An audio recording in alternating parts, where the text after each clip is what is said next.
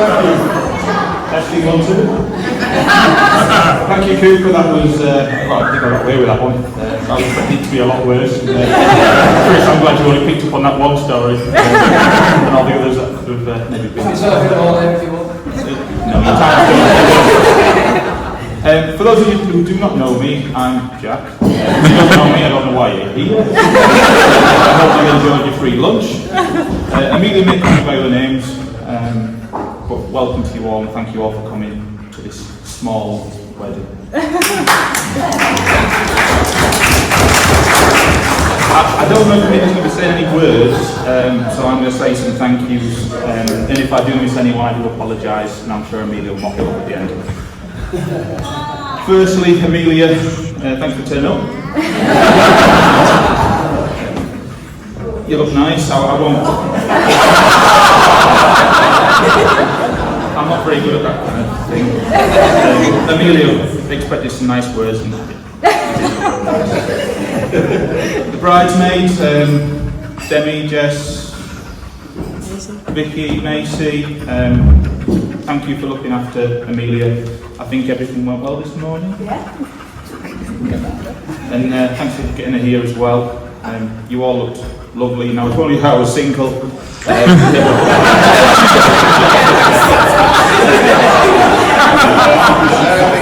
Oh, amazing, because you're only 16. Stanley, who's under this table, thank you for delivering the rings. We had to use a nappy on you because you can't control your bladder. You've not met the sheep yet, however, there is still time. Mother, thank you for making me. She also made a cake.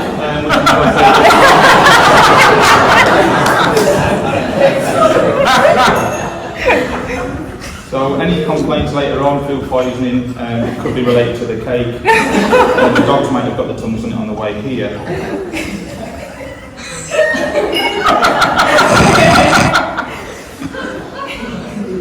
To my family, for providing me with an upbringing that had values, rules and encouragement.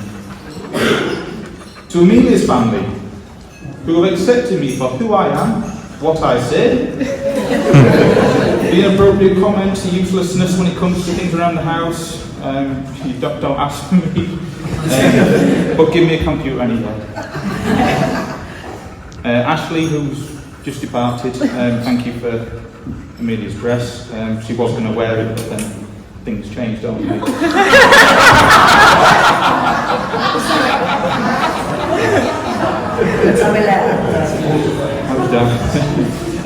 Shelley D for the centerpieces, Louise for the table numbers, and also the photographers Dave and Ivan, who's getting some snaps now. Adam, I know I asked you last minute just to film a few bits. Here. Thank you. Last minute. Appreciate that, and hopefully it's provides us with some memories that will last a lifetime, or at least until the next wife.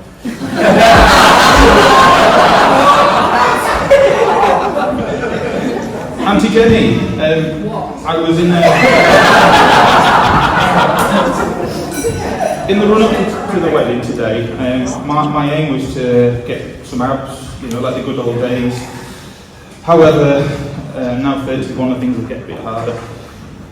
So my 34-inch trousers didn't quite meet my 37-inch waist.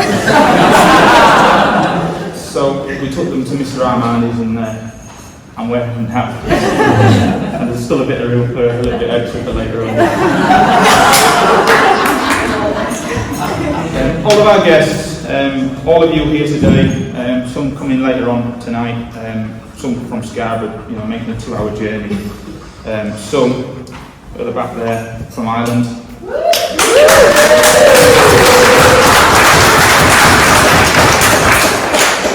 Some have come from another country in Scotland.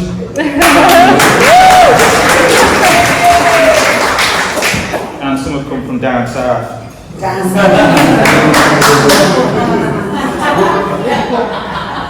It's not. Oh, it's not. We do not always see or speak to you as often as we may like, but to know you are here just shows that we hold you in such high regard and our affection is mutual. Yeah.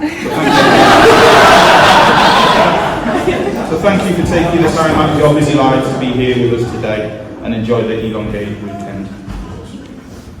To Licensing Hall, the staff, the venue, and thank you for taking into account our very special needs. To the DJ, who's not yet here, and I hope he does.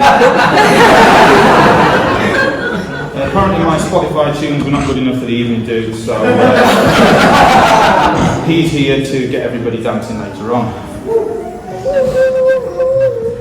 To my groomsmen, I think I was as disorganised as anybody could be, but you followed my instructions, which were very minimal. Bill, you're always my counsellor, you're always the person that I go to when I'm in need, as well as Rachel. You're the most reliable friend and programme seller known. I say I trust you with anything, almost anything. Adam, you've got your uses, you're good with your hands.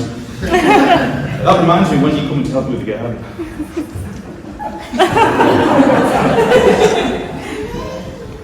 I'm very glad when you came home from the hospital, you weren't a girl.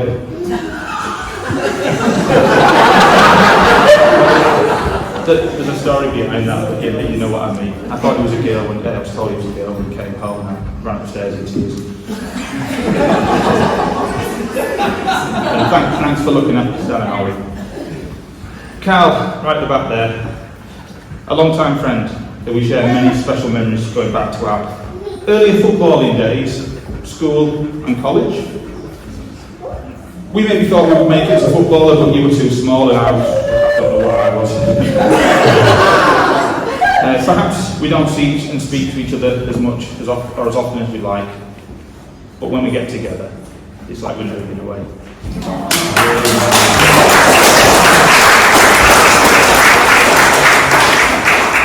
My best man, Grandad.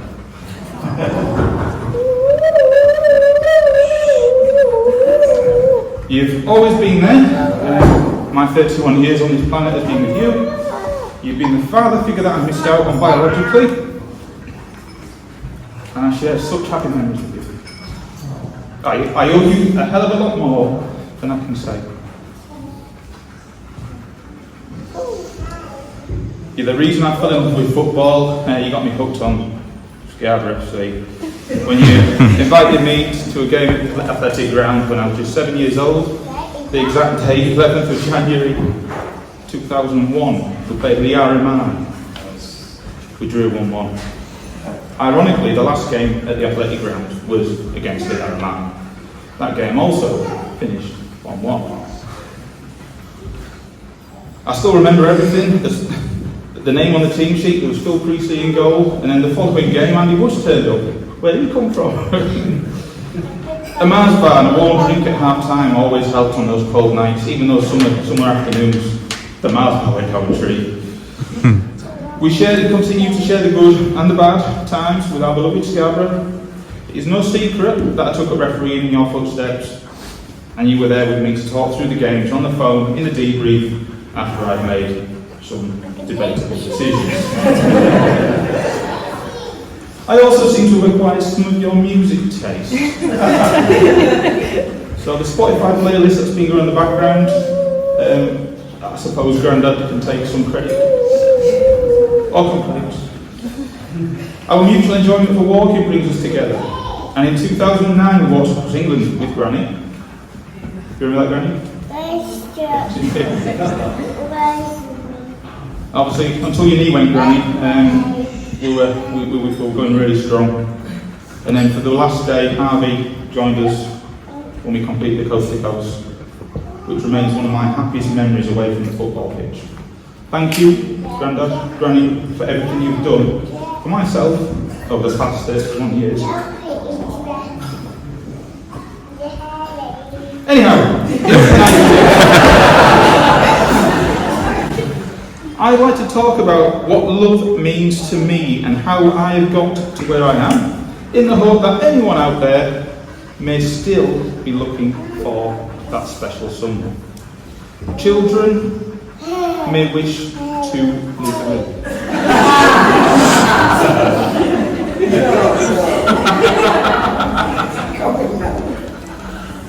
L-O-V-E, love. Love formed a big part of all of our lives, whether you believe in it or making it yourself. My love story contains good and bad love on my part, and I would like you to enjoy some of my moments.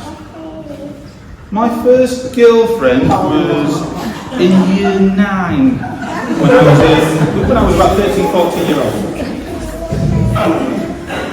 You're doing a speech after this? Yeah. When I was 13, 14 year old, after getting set up by a mutual friend, we began talking on good old fashioned MSN and decided we'd become official. Days later, trouble ensued as my best friend at the time started a rumour that I was gay. Word got around the playground and the girlfriend at the time, days into our happily ever after, soon became a never after, as she dumped me after 9 days. Ironically, that would become my longest relationship.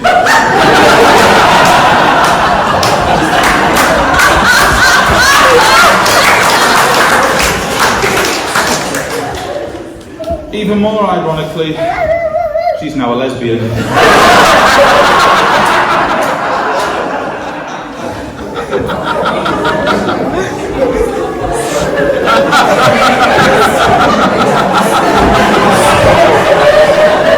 Well, I've been with you, Jack. With you. A couple of years later, again MSN came to the fold. Another girl who I'd never ever met. We arranged to meet up for the first time, despite already making it Facebook official. I'm afraid to say it was not a match, and I soon looked for a way to escape. Fortunately, her thinking out loud as to what she wanted to do to me sent me running a mile. I was not into strap-ons.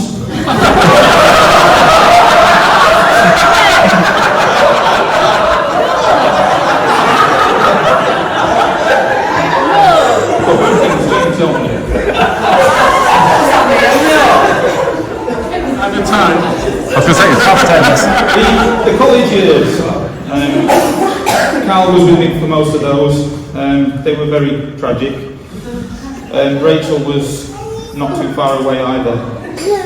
I became a teenager in love, and through work met someone who ruined me for years. After a mere 5 months, which felt a lot longer due to continued arguing and insecurities, we broke it off, to my great sadness.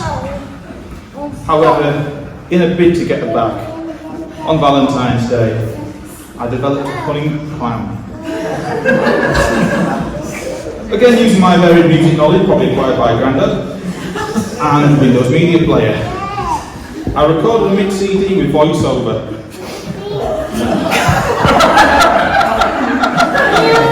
In all words said were basically, I want you back.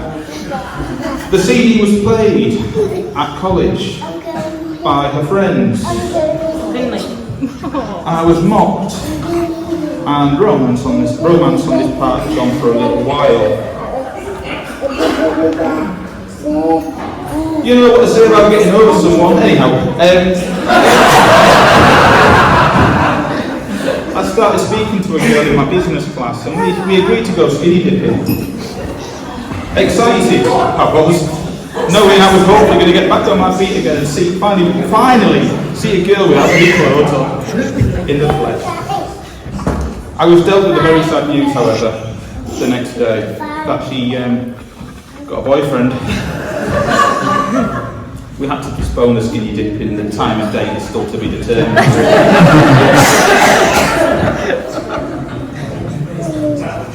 Still hurt by the mixtape girl. Yes. And a number of years passed until other encounters in love were looking up. Further flings have been encountered over recent years, however they didn't come to anything, as one decided to move to another country in Scotland, and another one decided to go to China. Dad, strap in, guys, there's a few sheets. Around 2018, on a team coach to an away game, Mark Hume, Scarborough's assistant manager at the time, set me up with an online dating profile. Oh, this is my bit. Not really interested at the time. A couple of years later, this persevered. Yeah, that's right. Amelia and I met online, and Amelia made the first move. It was clear at this point she was desperate to find love. Desperate.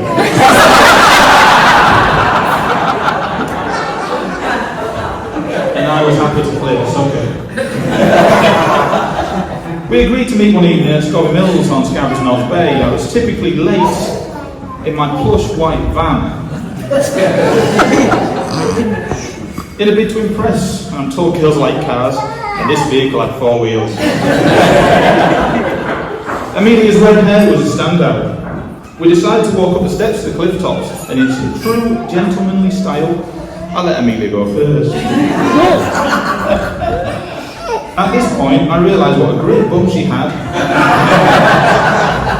as I kept my head down focusing on the steps. If you are going to inherit something from your parents, Michael Patsy, that arse was a great hand-me-down.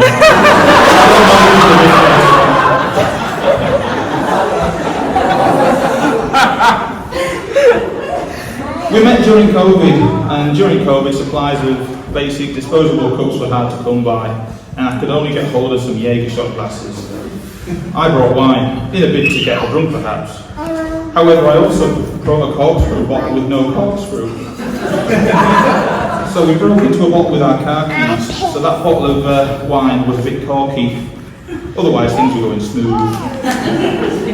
I managed to woo Amelia that night as she moved into first base. No. Ambulance. The next day, I was unable to contain my excitement and explain to Mother that I had found someone special. Unaware, or possibly too drunk to remember, that Amelia may have said she had a small child. The baggage was kept quiet.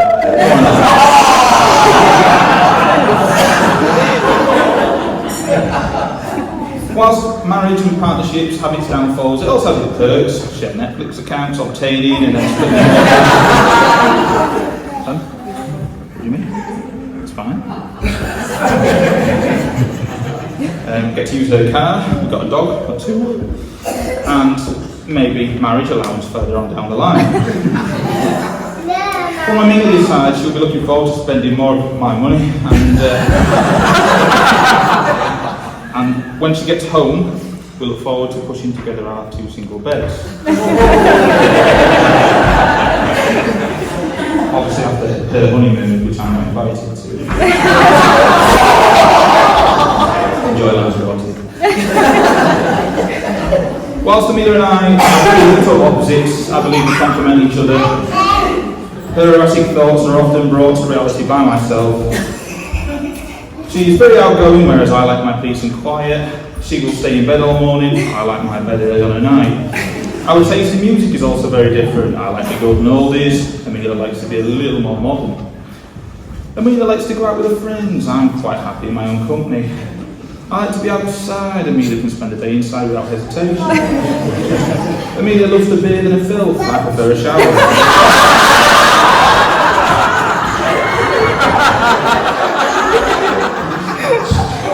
We're very different, and who knows why she chose me. Perhaps all these things combined work, but maybe because we barely see each other.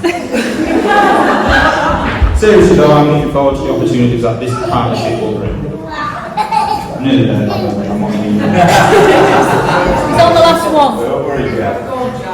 Come on, Jack. Whilst building the Bonnie Cooper, yes. Yeah, no, I'm on the right page. Whilst building the Bonnie Cooper, in the snow, we had a snowball fight. Considering he was 7 at the time, I was trying to gauge what his thresholds were. How far could I push him? After enjoying a good amount of time chasing around the streets, both of us very merry, I had him in my sight with a snowball in hand. He was there for the taking. And I got him right between the eyes. Snowball fight had obviously come to an end. His response, while crying all the way home to Mummy, was, "I'm blind, I can't see." I knew I was in for a telling off. Jack threw ice at me. It wasn't ice, it was snow. You'll be pleased to know that Cooper made a full recovery and lived to tell the tale. When Amelia first met me on the cliffs at Scobie Mills, I told her that I was cutting back on my meat consumption and was keen to go veggie. 4 years later, however, I think we have chicken, fish, beef, egg, every meal. We have argued over chicken, and to satisfy that, you can start making your own meals. I have to praise Amelia for taking me on and getting this far. I suppose it's in her own right? I'm reliably told that I'm not easy to live with by my family. Amelia has accepted my work-life balances, which I'm trying to improve on. She has also highlighted my strengths and, not weaknesses, but development points, because I'm autistic, of which I am trying to improve on, but then revert back to my old ways. E is for excited. I'm excited for the future. I'm looking forward to the honeymoon when you get back from your but also for my honeymoon, with peace and quiet at home with the dogs, you're abroad with your family in Cooper.